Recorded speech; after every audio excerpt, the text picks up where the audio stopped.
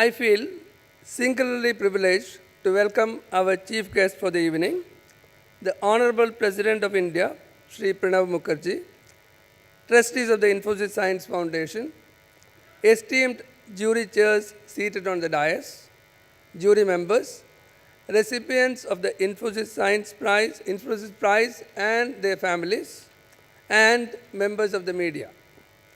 I welcome you all to the presentation ceremony of Infosys Prize 2015. Your presence here is a validation of the Infosys Prize and the work of its winners. Millions saw the apple fall. Newton was the only one who asked why, said Bernard M. Bruch.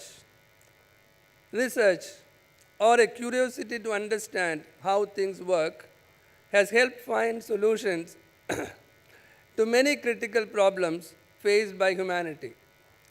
Since independence, India's initial focus on research and development has helped us be self-sufficient in terms of our basic requirements. However, research as a career choice has lost some of the sheen over the years. A minuscule 0.9% of India's GDP is spent on research and development. There is a need to restore the romance of research. We set up the Infosys Science Foundation in 2009 to reignite interest in research. Over the years, the Infosys Science Foundation has initiated several high-touch, high-impact activities.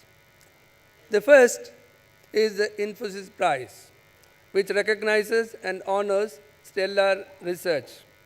The Infosys Prize has broadened its horizon over the last 7 years and recognizes work in 6 disciplines today. Last year, we increased the prize purse from 55 to 65 lakhs rupees, tax-free in the hands of winners in India. The prize also includes a 22-carat gold medallion and a citation certificate. The Infosys Prize has emerged as one of the most recognized awards in the Indian research fraternity. We have taken the work of the Infosys Prize winners beyond their research labs to the public through the Infosys Science Foundation lectures. These are a series of public talks by jurors and laureates of Infosys Prize on their work. We hope that young researchers and interested students will be inspired to pursue a similar path when they hear about cutting-edge work and its applications.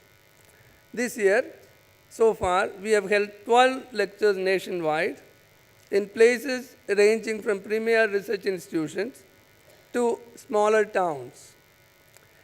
Another initiative which works at grassroots level is Gyanadipa.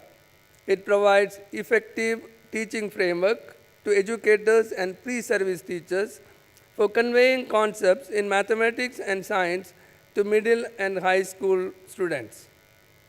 We have also partnered with Springer, one of the largest international academic publishing houses, to bring out special series of journals and books on science. These publications are edited by Infosys Prize jurors and winners. Through these initiatives and partnerships, we aim to kindle the flame of scientific curiosity in young minds.